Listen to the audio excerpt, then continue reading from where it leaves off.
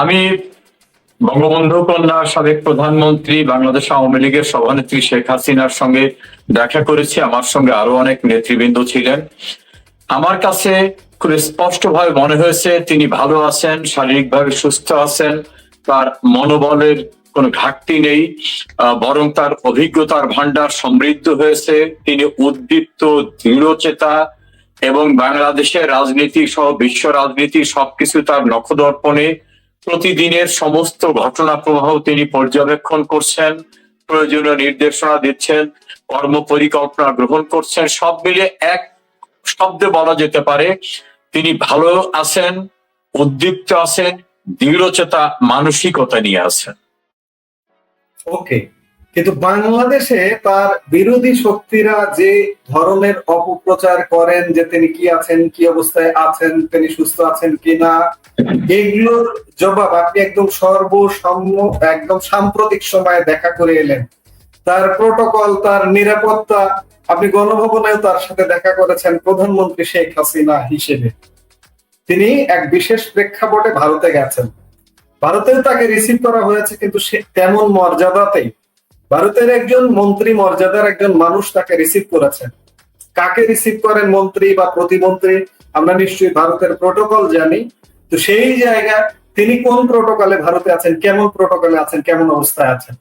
প্রথমত তিনি যখন ভারতে যান, তিনি যাননি, তার নিরাপত্তার দায়িত্বে নিয়োজিত রাষ্ট্রীয় প্রোটোকল প্রোটেকশন বাহিনী রাষ্ট্রীয় যানবাহনে তাকে নিয়ে গেছেন। তখন তিনি বাংলাদেশের গণতান্ত্রিক প্রক্রিয়ায় সাংবিধানিক উপায়ে নির্বাচিত প্রধানমন্ত্রী হিসাবে তিনি আরেকটি দেশে গিয়েছেন।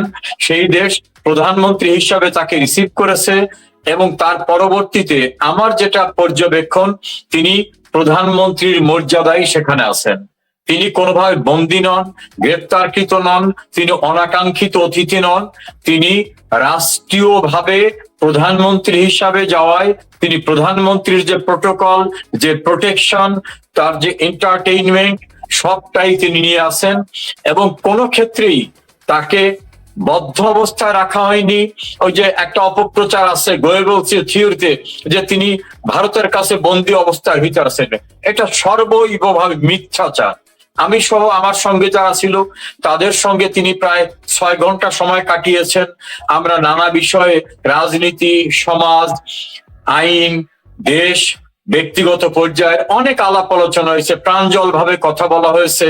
আমরা আমাদের কথা বলেছি, আমাদের যে সকল বিষয় জানার আগ্রহ ছিল জেনেছি, ওনার যে সকল কথা ছিল সেটা উনি বলেছেন। এবং তার থাকার যে পরিসরটা, যেখানে তিনি আমাদের সঙ্গে দেখা করেছেন বা আমরা দেখা করার সুযোগ পেয়েছি, একেবারেই স্বাভাবিক অবস্থায় এবং ফিজিক্যালি মেন্টালি তাকে কোনোভাবে কোনো পরিবর্তন নেই। তিনি যেরকম পূর্বে ছিলেন, যেরকম আচরণ করতেন, যেরকম ব্যবহার করতেন, যেভাবে কথা বলতেন, যেভাবে তার বিহেভিয়ারটা, তার যে স্বভাবজাত যে বৈশিষ্ট্যটা স্বাভাবিক অবস্থায় আছে, এর ভিতরে কোনো ব্যত্যয় নেই।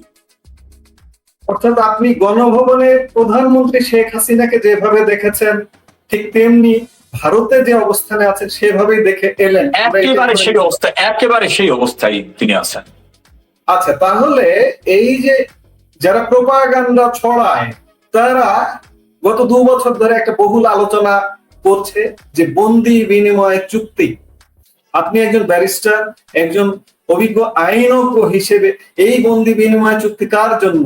এটা কি আমাদের রাষ্ট্রনায়ক, আমাদের সাবেক, আমরা সাবেকই বলি, ঠিক আছে, একটা ঘটনার প্রেক্ষিতে হয়ে গেছে সাবেক, আমাদের এই রাষ্ট্রনায়কের জন্য, শেখ হাসিনার জন্য, নাকি অন্য কারোর জন্য?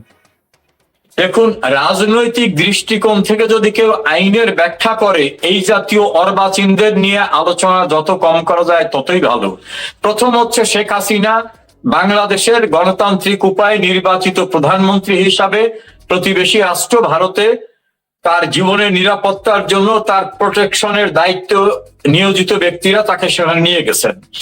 ভারত তাকে বাংলাদেশের প্রধানমন্ত্রী হিসাবে রিসিভ করেছেন এবং ভারতে তিনি, আমি জ্ঞাতসারে বলছি, ভারতে তিনি অতিথি হিসাবে আছেন। বাংলাদেশের থেকে যাওয়া প্রধানমন্ত্রী শেখ হাসিনা বন্দী নন।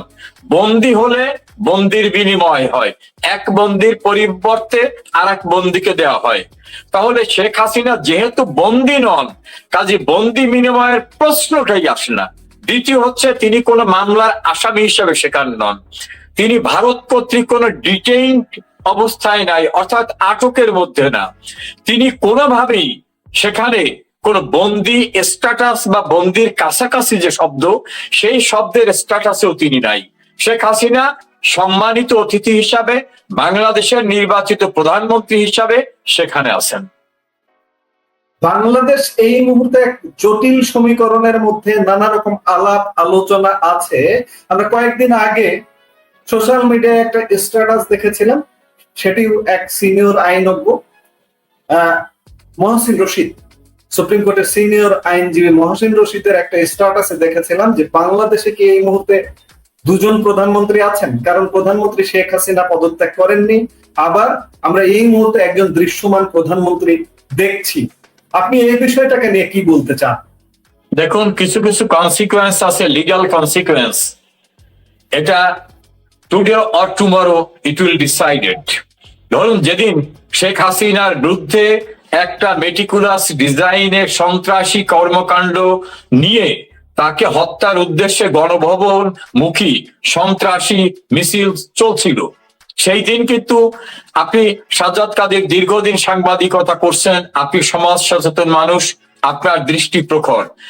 শেখ হাসিনা প্রধানমন্ত্রী হিসাবে গণভবনে থাকা অবস্থায় সেনাপ্রধান, জামাত ইসলামী, বিএনপি এবং অন্যান্যদেরকে ডেকে আনলেন কার মাধ্যমে? রিটায়ার্ড মেজর জেনারেল ফজলে এলাহি আকবর, তিনি কে? বিএনপির চেয়ারপারসন, তৎকালীন চেয়ারপারসন বেগম খালেদা জিয়ার প্রতিরক্ষা উপদেষ্টা। তাহলে একজন সরকার প্রধান, মানে কনস্টিটিউশনালি সরকার প্রধান বলবৎ থাকা অবস্থায় আর একটি সরকার গঠনের উদ্যোগ নিয়েছিলেন তৎকালীন সময়ে সেনাপ্রধান জেনারেল ওয়াকারুজ্জামান। এটা কি হতে পারে? না, কারণ Sheikh Hasina warrant of precedence অনুযায়ী তিনি প্রতিরক্ষা মন্ত্রী। প্রতিরক্ষা মন্ত্রীর অধীনে হচ্ছে প্রতিরক্ষা বাহিনী, প্রতিরক্ষা বাহিনীর একটি অংশ হচ্ছে সেনাবাহিনী। সেনাপ্রধান ফলো করবেন the order of the concern minister, তার অথরিটি হলো শেখ হাসিনা। তো শেখ হাসিনা প্রধানমন্ত্রী থাকা অবস্থায় গণভবনে জামাত, বিএনপি, এনসিপি আরো কারা কারাই যে খুচরা খাসরা দোকান, তাদের নিয়ে যে একটা সরকার গঠনের উদ্যোগ নেওয়া হলো, সেটাই ছিল প্রথম রাষ্ট্রদ্রোহিতা। তার ধারাবাহিকতায় ইউনূসকে একটা দায়িত্ব দেওয়া হলো। এখন ইউনূস কিভাবে দায়িত্ব পেলেন? রাষ্ট্রপতি নাকি, আমি নাকি বলছি এই জন্য আমি শিওর না, যে সুপ্রিম কোর্টের কাছে একটা রেফারেন্স পাঠিয়ে পরামর্শ চেয়েছিলেন। সুপ্রিম কোর্টের বিচারকরা তখন কেউ ক্যান্টনমেন্টে, কেউ বাসায়, কেউ হামলার মুখে, তারা নাকি একটা পরামর্শ দিয়েছেন যে সংবিধানে তো তত্ত্বাবধায়ক সরকার নেই, অন্তর্বর্তীকালীন সরকার ব্যবস্থা নাই, অর্থাৎ এটা তারা ওই তাদের ওপিনিয়নের ভিতর লিখছেন এই ব্যবস্থা নাই। শেষে যায় বলছেন জরুরি নির্বাহী কাজ সম্পাদন করার জন্য রাষ্ট্রপতি একজন প্রধান উপদেষ্টা এবং অন্যান্য উপদেষ্টা নিয়োগ দিতে পারেন, তারা জরুরি নির্বাহী কার্য সম্পাদন করবে। সাজ্জাদ কাদের মনে রাখবেন, সুপ্রিম কোর্ট কিন্তু বলেনি যে রাষ্ট্রপতি অন্তর্বর্তীকালীন সরকার গঠন করতে পারেন, এ কথা তারা বলে নাই। কারণ তাদের মাথায় ছিল যে অন্তর্বর্তীকালীন সরকার গঠন করার কোন প্রভিশন কনস্টিটিউশনে নাই, আর কনস্টিটিউশনে যেটা নাই সেটা কিন্তু সুপ্রিম কোর্ট কাউকে বলতে পারে না, কারণ সুপ্রিম কোর্টও কনস্টিটিউশনের ঊর্ধ্বে না। এই কারণে তারা জরুরি কাজ নির্বাহের জন্য একজন অ্যাডভাইজার, চিফ অ্যাডভাইজার নিয়োগ করতে বলেছেন। পরবর্তীতে দেখা গেল সেই চিফ অ্যাডভাইজার এবং অ্যাডভাইজারদের দিয়ে বলা হচ্ছে এরা অন্তর্বর্তীকালীন সরকার। তাহলে দুইটা সরকার হয়ে যায়। গভর্নমেন্ট ইন এক্সাইল যদি ধরে নি শেখ হাসিনা প্রাইম মিনিস্টার, অন্যদিকে ইউনূসকে যদি ধরে নি যে তিনি অন্তর্বর্তীকালীন সরকার, তাহলে বিদ্যমান সরকার দুটো হয়ে যায়। এই দুটো সরকার তো কনস্টিটিউশনালি পারমিটেড না। সেকেন্ড হচ্ছে, কনস্টিটিউশনে ওই অন্তর্বর্তীকালীন সরকার নামক কোন সরকারের বিধানই নাই। ফলে ইউনূসের আমলে যতদিন কার্যক্রম পরিচালিত হয়েছে, আমার প্রায় 40 বছরের আইন পেশার অভিজ্ঞতায় পাকিস্তান এবং বাংলাদেশের অনেকগুলো বিখ্যাত মামলার রায়ের আলোকে বলবো, ইউনূসের মেয়াদকালীন সময়টা ছিল সম্পূর্ণরূপে অবৈধ। কারণ ওই রকম কোন সরকার গঠন করার বিধান কনস্টিটিউশনে নাই। আর যদি কনস্টিটিউশনকে সাসপেন্ড করা হতো, তাহলে নয় বলতে পারতেন যে সংবিধান নাই, আমরা নিজেদের মতো করে একটা নাম রাখলাম, তত্ত্বাবধায়ক বলি, অন্তর্বর্তীকালীন। সংবিধান যেহেতু বলবৎ আছে, কাজে you are not above the law. সংবিধানের আর্টিকেল 7 এবং আর্টিকেল 7 সাব আর্টিকেল 2 তে বলা হয়েছে যে জনগণের পরম অভিপ্রায়ের অভিব্যক্তি হচ্ছে এই সংবিধান, এবং এই সংবিধানের আইন হচ্ছে সবকিছুর ঊর্ধ্বে আইন। সংবিধানের 7-2 অনুচ্ছেদে বলা হয়েছে যে এই আইনের সঙ্গে যদি সাংঘর্ষিক কোনো আইন করা হয়, কোনো কিছু করা হয়, যতটুকু করা হবে ততটুকু অবৈধ। এখন সংবিধানের এই 7 এবং 7-2 অনুচ্ছেদে বলা হয়েছে সংবিধানে যা নাই তা যদি করা হয় তাহলে সেটা অবৈধ। তার সংবিধানে তো অন্তর্বর্তীকালীন সরকার ছিল না, তাহলে যেটা করা হয়েছে বিদ্যমান সংবিধানের আলোকেই সেটা ছিল অবৈধ। আর ইউনূস কর্তৃক যে নির্বাচন অনুষ্ঠান করা হয়েছে, এই অথরিটি ইউনূসকে তো আমার কনস্টিটিউশন দেয় নাই। নির্বাচন অনুষ্ঠান করবেন কে? যিনি করবেন তিনি তো ওই জায়গায় নাই। অনুষ্ঠান করার অথরিটি হিসাবে ইউনূসের কোন লিগ্যাল ক্যারেক্টার ছিল না। ফলে ইউনূস যদি কোনো নির্বাচন অনুষ্ঠান করেন তাহলে সেটাও ছিল অবৈধ। সেই অবৈধ নির্বাচনের যে ফলাফল সেটাও অবৈধ হবে। তাহলে ইউনূস সরকার অবৈধ, ইউনূসের করা নির্বাচন অবৈধ। আজকে আমরা যে তারিখে কথা বলছি 17 তারিখ, এরকম একটি তারিখে 17 ফেব্রুয়ারি এই সরকারটি গঠিত হয়েছে। 5 মাস পেরিয়ে আছে, 6 মাসে পড়ছে। তাহলে কি আমরা বলতে পারবো যে এই সরকারটা কি অবৈধ সরকার? আপনি আইনের আলোকে যদি যান, এতে খুব আইনজ্ঞ হওয়া লাগে না।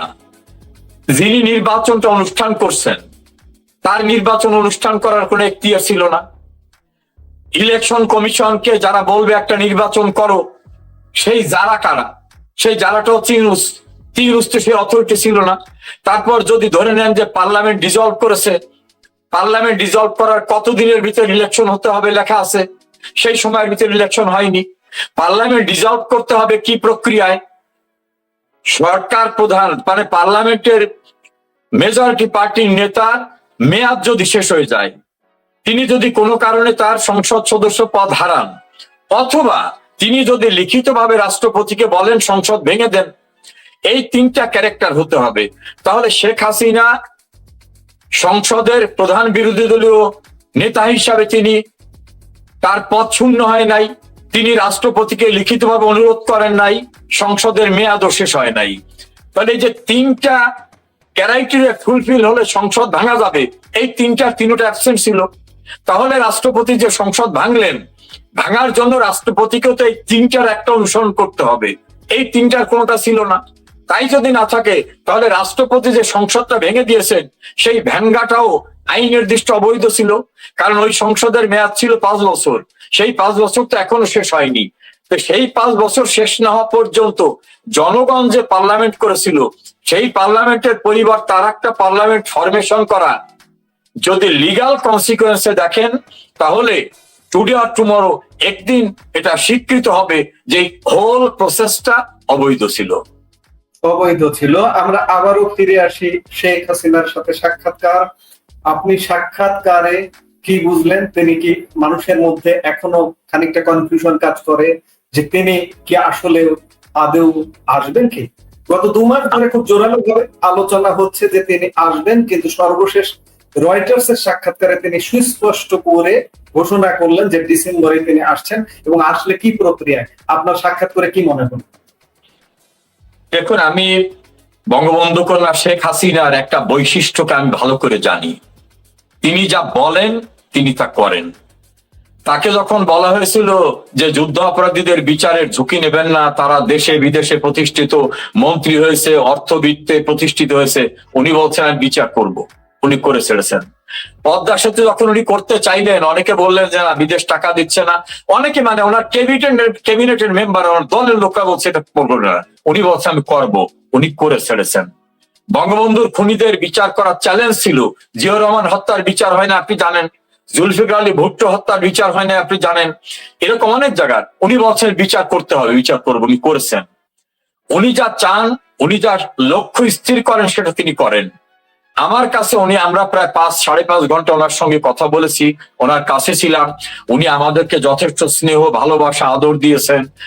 বিভিন্ন ভাবে আমরা ওনার সঙ্গে সম্পৃক্ত বুঝতে যেটা পেরেছি, উনি দেশে যাবেন এবং আমাদেরকে বলছেন তোমরা দেশে যাওয়ার জন্য প্রস্তুতি নাও।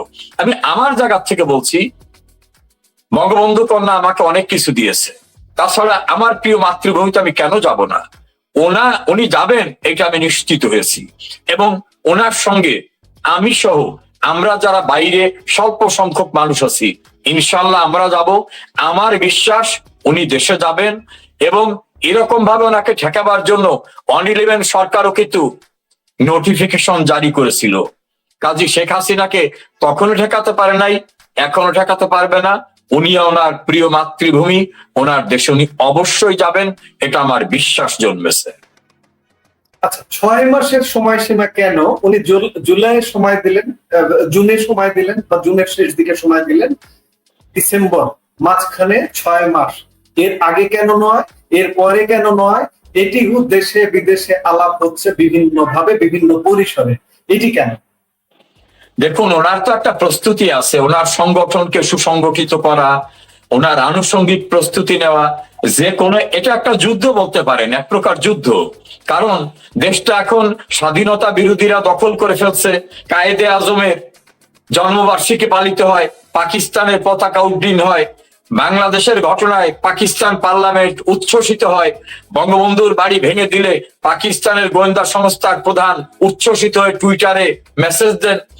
কাজী ওনাকেও তো ওনার প্রস্তুতি নিতে হবে, যে কোনো কৌশলের একটা দিক থাকে। উনি আমাদের সুপ্রিম অথরিটি, উনি আওয়ামী লীগের সরকার, আওয়ামী লীগ প্রধান, উনি নির্বাচিত প্রধানমন্ত্রী ছিলেন, ওনার তো একটা পরিকল্পনা থাকবে। ওনার সংগঠনকে বিপর্যস্ত অবস্থায় রাখছে, 4 লাখের ঊর্ধ্বে নেতা কর্মীদের গ্রেপ্তার করার ঘটনা, 6 লাখের উপরে মামলা, এই সমস্ত বিষয়গুলিকে ওনাকে তো একটা পরিকল্পনা মাফিকই ওনাকে যেতে হবে। হয়তো সেই পরিকল্পনাটা অনুযায়ী উনি প্রস্তুতি নিচ্ছেন। এখানে আরো আলাপ আছে, এই গত কয়েকদিন ধরে বেশ আলাপ হচ্ছে। আরেকটি আলাপ আছে যে উনি যদি দীর্ঘ সময় বাইরে থাকেন, দেরি করেন, তাহলে ওনার দলের মধ্যে একটা বিভেদ সৃষ্টি হতে পারে, এমন আলাপও আছে। আপনি কি এমনটা মনে করেন যে এই কারণেই উনি আসছেন? দেখুন, শেখ হাসিনা আওয়ামী লীগের প্রাণ শক্তি। উনি যখন 81 সালে দেশে ফিরেন, তখন কিন্তু দলের ভিতরে বিভেদ ছিল। আপনার নিশ্চয় মনে আছে, আওয়ামী লীগ মালেক উকিল, আওয়ামী লীগ মিজানুর রহমান চৌধুরী, আবার দেওয়ান ফরিদ গাজীর নেতৃত্বে আওয়ামী লীগ হলো, পরবর্তীতে মহিউদ্দিন আহমেদ, আব্দুর রাজ্জাকের নেতৃত্বে বাকশাল হলো, ডক্টর কামাল হোসেন বেরিয়ে গিয়ে গণফোরাম করলেন, নানা রকম বিষয় আছে। আওয়ামী লীগের মূল প্রাণ শক্তি কিন্তু শেখ হাসিনা, এবং কোন কোন ক্ষেত্রে আমার মনে হয় যেটা আওয়ামী লীগের চেয়েও তিনি অনন্য উচ্চতায় নিজের জায়গাটা তৈরি করে ফেলেছেন। আওয়ামী লীগের চেয়েও বেশি গ্রহণযোগ্য এবং জনপ্রিয় শেখ হাসিনা, তিনি তার কীর্তির মধ্য থেকে সেখানে পৌঁছেছেন। কাজে ইনস্টিটিউশনাল ফরমেশনও যদি ধরেন, তাহলে আওয়ামী লীগের প্রাণ শক্তি শেখ হাসিনা। তার অনুপস্থিতিতে কিছুটা দ্বিধাদ্বন্দ্ব, সিদ্ধান্তহীনতা, অনেক কিছু হতে পারে। যদিও এখন ডিজিটাল প্ল্যাটফর্মে, ডিজিটাল ওয়ার্ল্ডে মানুষ বিভিন্ন ভাবে ওনার ইনস্ট্রাকশন পাচ্ছেন, আমরাও পাচ্ছি, আমরা সেভাবে কাজ করছি। তারপরও মনে হয় যে ওনার অবস্থানটার কারণে আওয়ামী লীগ শুধু না, এইখানে আমি একটু কারেকশন করে বলি, মুক্তিযুদ্ধের পক্ষের শক্তি যারা, কেউ ওয়ার্কার্স পার্টি, কেউ ন্যাপ, কেউ সাম্যবাদী দল, কেউ জাতীয় পার্টি, কেউ কমিউনিস্ট পার্টি, কেউ কমিউনিস্ট লীগ, নানা রকম সংগঠন আছে যারা প্রো লিবারেশন ফোর্স, তারাও কিন্তু একসময় বলতো মুক্তিযুদ্ধের চেতনা, মুক্তিযুদ্ধের চেতনা, এটা খালি শেখ হাসিনা বলে, ওনার কাছে ছাড়া এটা নাই।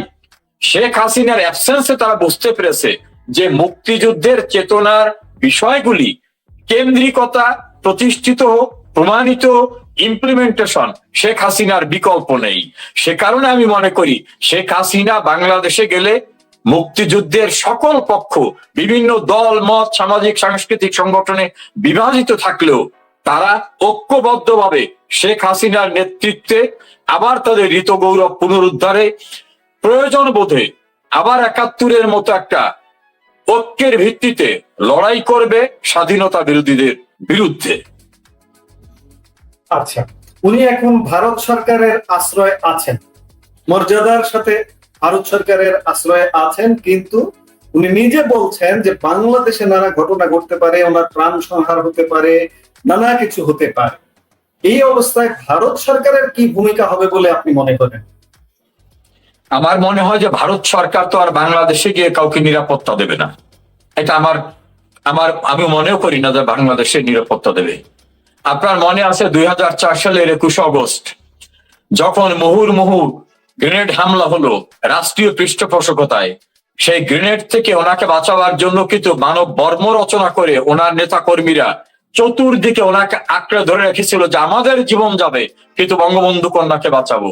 চট্টগ্রামের লাল দিঘি ময়দানের ঘটনা, সাতক্ষীরার ঘটনা, ঈশ্বরদীর ঘটনা, কোটালীপাড়ার ঘটনা, অন্তত ২০ বার ওনাকে হত্যার চেষ্টা করা হয়েছে দেশে, কখনো কখনো দেশের বাইরেও।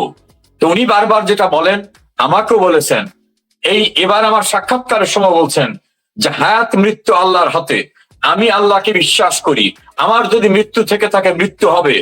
আর একজন দলের কর্মী হিসাবে সাজ্জাদ কাদির আমার মনে হয় বাংলাদেশের কোটি কোটি জনতা শেখ হাসিনার পাহারাদার, কোটি কোটি জনতা শেখ হাসিনার নিরাপত্তা রক্ষী, কোটি কোটি জনতা জীবন উৎসর্গ করে দিয়ে শেখ হাসিনাকে রক্ষা করবে। কাজে বিদেশের কারো কোনো প্রোটেকশন দিতে হবে এটা আমি মনে করি না। তবে যারা শেখ হাসিনাকে হত্যা করতে চায়, ২০২৪ যারা বলছে আত্মস্বীকৃত সন্ত্রাসীরা বলছে যে আমাদের টার্গেট গণভবন বঙ্গভবন ছিল না, আমাদের টার্গেট ছিল শেখ হাসিনা। এই যে টার্গেট, যেটা প্রাইম টার্গেট শেখ হাসিনা, এখনো দেশি এবং বিদেশি একটি চক্রের প্রাইম টার্গেট শেখ হাসিনা। তারা চেষ্টা চালিয়ে যাবে। আমার বিশ্বাস আল্লাহ যেমন তার কুদরতি শক্তি দিয়ে শেখ হাসিনাকে বারবার রক্ষা করছেন, তেমনি রক্ষা করবেন। আর মুক্তিযুদ্ধের পক্ষের প্রতিটি মানুষ, রিকশাওয়ালা, শ্রমিক, মেহনতি মানুষ, দলের নেতা কর্মী সবাই শেখ হাসিনার পাহারাদার হিসাবে পাশে দাঁড়াবে।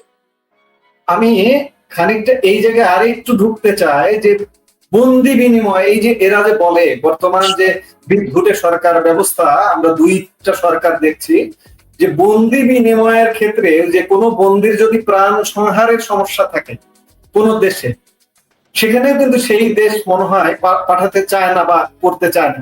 সেক্ষেত্রে শেখ হাসিনা তো মর্যাদাবান একজন মানুষ ভারতে, এখানে জানা যাচ্ছে শেখ হাসিনা নিজে মুখে বলছেন যে এখানে প্রাণ সংহার হতে পারে, ভারত কি তাকে এই অবস্থায় পাঠাবে? আমি এই অ্যাঙ্গেল থেকে বলতে চাই, এই অ্যাঙ্গেল থেকে দেখতে চাই, আপনি এই ব্যাপারে কি বলবেন? না, এটা হলো, আমি আপনার সঙ্গে একটু বিনয়ের সঙ্গে ডিফার করি। শব্দটা হলো বন্দি বিনিময়, শেখ হাসিনা বন্দি না। না, বন্দি না হলে আসবে কেন? হ্যাঁ, এই শব্দটাই কেন আসবে? নাম্বার 2 হচ্ছে শেখ হাসিনার প্রাণ সংহারের জন্য চেষ্টা তো অব্যাহত ভাবে আছে। এখনো তো বাংলাদেশে জুলাই সন্ত্রাসীরা বলতেছেন শেখ হাসিনা আসুক, আমরা ফাঁসির রোজু রেডি করে রাখছি, ফাঁসিতে ঝুলাবো, কত নোংরা কথা বলছেন। কাজে রাষ্ট্রীয় পৃষ্ঠপোষকতায় থাকা ব্যক্তিরাই বলতেছে শেখ হাসিনাকে দেশে পেলে তারা মেরে ফেলবে। কাজে তারা প্রাণ সংহারের যে চেষ্টা থাকবে, এটা তারা কিন্তু টেলিভিশনে, ইউটিউবে, ইন্টারভিউতেও বলছেন যে আমাদের টার্গেট ছিল শেখ হাসিনা।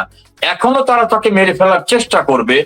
তবে বাংলাদেশের পলিটিক্যাল সিনারিও আনপ্রেডিক্টেবল এই জন্য বলছি, বিএনপি বলছিল 50 বছরে আওয়ামী লীগ ক্ষমতা আসবে না, আওয়ামী লীগ ক্ষমতা এসেছে। 91-তে আওয়ামী লীগ গভর্নমেন্ট ফর্ম করবে এরকম পারসেপশন করতে পারে নাই।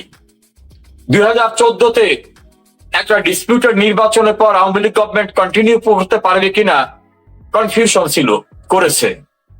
2024-এ নির্বাচনে, কন্টেস্টিং নির্বাচনে আওয়ামী লীগ গভর্নমেন্ট ফর্ম করলো, গভর্নমেন্ট টিকতে পারলো না, সন্ত্রাসী পরিকল্পনায় তাকে সরিয়ে দেওয়া হলো।